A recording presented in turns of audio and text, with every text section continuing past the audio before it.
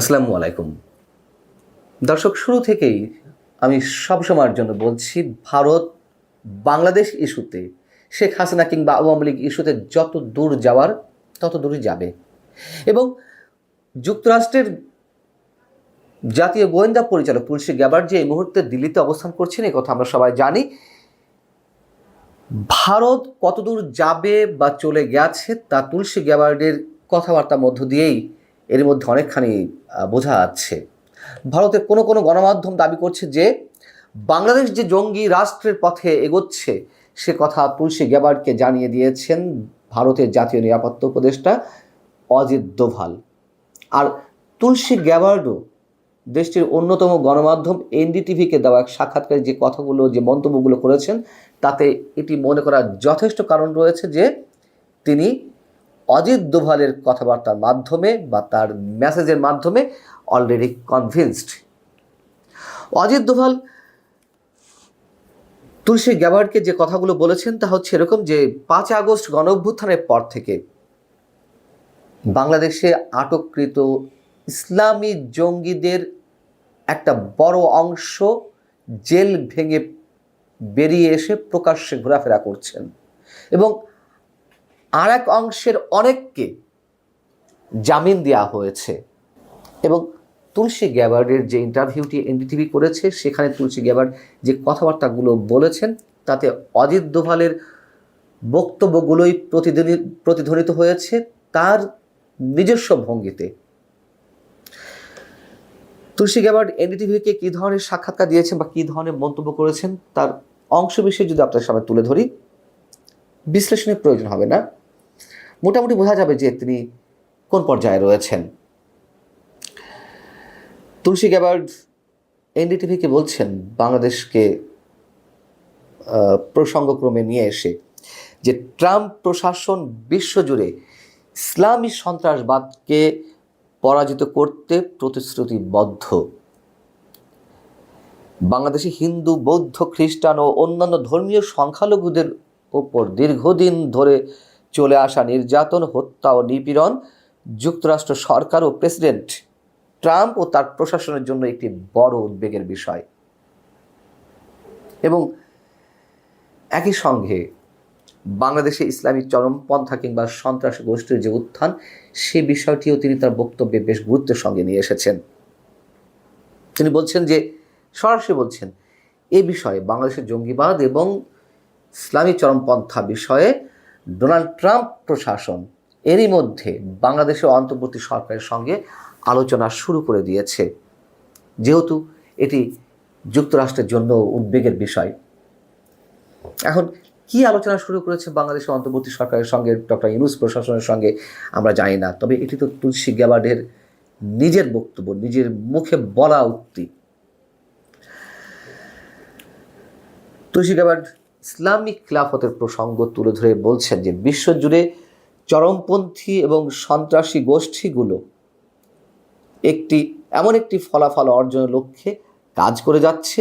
ইসলামী সন্ত্রাসবাদী হুমকি এবং বিভিন্ন সন্ত্রাসী গোষ্ঠীর বৈশ্বিক প্রচেষ্টা একই আদর্শ ও লক্ষ্যে নিবদ্ধ, যা হলো ইসলামী খিলাফতের মাধ্যমে শাসন বা শাসন করা।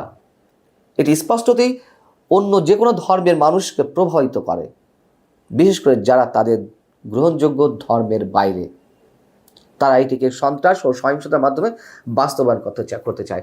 অর্থাৎ স্রেফ যা কিছু বাংলাদেশে এই মুহূর্তে ঘটছে সেটিকে কেন্দ্র করে তিনি বলছেন যে, এইভাবে বোঝানোর চেষ্টা করেছেন যে জোর করে ইসলামী শাসন ব্যবস্থা কায়েমের যে প্রচেষ্টা এটি অবশ্যই অ্যাবনর্মাল। যারা এটি মানতে চায় না তাদেরকে জোর করে মানানোর চেষ্টা করা হয়, তিনি স্পষ্টভাবে বলছেন। এবং তিনি একথাও বলছেন যে ডোনাল্ড ট্রাম্প এমন আদর্শকে চিহ্নিত করে তা পরাজিত করতে দৃঢ় প্রতিজ্ঞ। এই কথাগুলো যুক্তরাষ্ট্রে বসে অন্য কারোর ইন্টারভিউয়ের উত্তরে যদি তিনি এই কথাগুলো বলতেন সেটি আমরা একভাবে নিতাম, আর তিনি ভারতে বসে বাংলাদেশকে ইঙ্গিত করে এই ধরনের মন্তব্য করছেন, এটি অবশ্যই আলাদা গুরুত্ব বহন করে। তুলসী গ্যাবার্ড ইসকনের সদস্য, তুমুলভাবে হিন্দু ধর্মের প্রতি অনুরক্ত আমরা সবাই জানি, এবং এর আগে আমি আপনাকে জানিয়েছি বা আপনারাও জানেন, যেখানেই হিন্দুদের উপর নির্যাতন হয়েছে তুলসী গ্যাবার্ড তার যথাসাধ্য চেষ্টা করেছেন সেখানে তার রোল প্লে করার জন্য। বাংলাদেশে হিন্দু নির্যাতন হচ্ছে কি হচ্ছে না তা নিয়ে তো একটি তুমুল বিতর্ক রয়েছে, এবং এটি সত্য কথা। আমি বারবার বলে এসেছি, এখনও বলছি, হিন্দুদের উপর নির্যাতন অবশ্যই হয়েছে, কিন্তু এটি আলাদাভাবে সাম্প্রদায়িক নির্যাতন হিসেবে দেখলে নয়। এই যে বাংলাদেশে এই মুহূর্তে ধর্ষণের যে একের পর এক ঘটনা আমাদের সামনে উপস্থাপিত হয়েছে, আইন শৃঙ্খলা পরিস্থিতি চরম অবনতি, বাসে পর্যন্ত ধর্ষণ হয়েছে, বাড়িতে বাড়িতে ডাকাতি, আমরা এগুলো কি বলবো এখন? এগুলো মুসলিম নির্যাতন? না, বিষয়টা হচ্ছে সবাই কম বেশি আক্রান্ত 5 আগস্টের পরে। সেই জায়গা থেকে ভারত তার মতো বয়ান দেবে, এটি খুব স্বাভাবিক বিষয়, এবং সেটি তারা ক্যাশ করতে পেরেছে। বিপরীতে বাংলাদেশ সরকার, অন্তর্বর্তী সরকার কিন্তু তারা সেভাবে প্রচার চালাতে পারেনি। যেটি হোক না কেন, বাংলাদেশে আমি সব বাদ দিলাম, মৌলবাদে আস্ফলন তো আমরা দেখছি, জঙ্গিবাদে উত্থানের একটি প্রচেষ্টা আমরা দেখছি, এবং অনেক দূর এগিয়ে গেছে তারা, এই কথাগুলো আর মিথ্যে নয়। পাকিস্তানের সঙ্গে যে মহরম সম্পর্ক, একটা উষ্ণ সম্পর্ক, সেটি তো আমরা দেখছি। আইএসআইয়ের প্রভাব বিস্তার হয়েছে এরই মধ্যে, তা নানানভাবে জানা যাচ্ছে। সেই জায়গা থেকে এটি আর বলার কোনো অপেক্ষা রাখে না যে এমন একটি রাষ্ট্রে হিন্দুরা নির্যাতিত হতে পারে। যদি নির্যাতিত না হয়েও থাকে, তর্কের খাতিরে যদি আমরা ধরে নিই, তারপরও ইসলামী জঙ্গিবাদ, কথিত ইসলামী জঙ্গিবাদ বা চরমপন্থার যে উত্থানের একটি অপচেষ্টা নানানভাবে আমরা দেখতে পাচ্ছি, সেই জায়গা থেকে সংখ্যালঘুরা নির্যাতিত হবে, এটাই ধরে নেবে সবাই। অতএব পরবর্তীতে ট্রাম্প ভারত সফরে আসছেন।